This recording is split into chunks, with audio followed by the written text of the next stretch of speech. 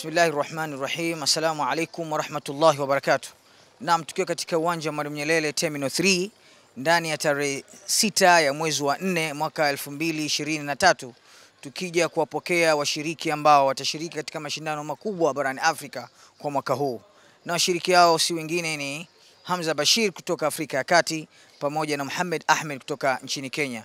Tukiwasubiri katika eneo hili, kuwa nami mpaka pale tukiwapokea wageni wetu. Naam, Sheikh Mohamed Ahmed ni mshiriki kutoka katika nchi ya Kenya. Umejiandaa vipi na mashindano haya kwa mwaka huu 2023? Alhamdulillah, nimejiandaa vizuri sana. Sasa namwachia Mungu afanye yake. Mimi nimeshajiandaa alhamdulillah.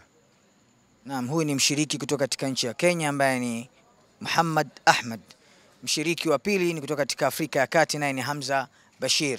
Yeye anazungumza lugha ya Kifaransa.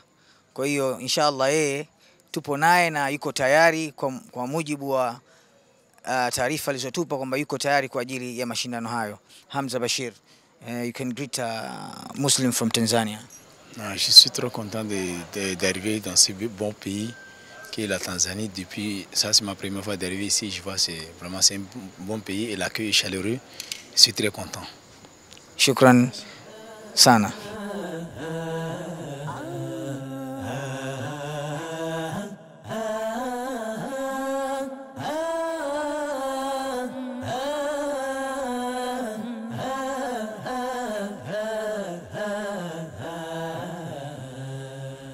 Allah ana watu wake ni watu wa Qur'an.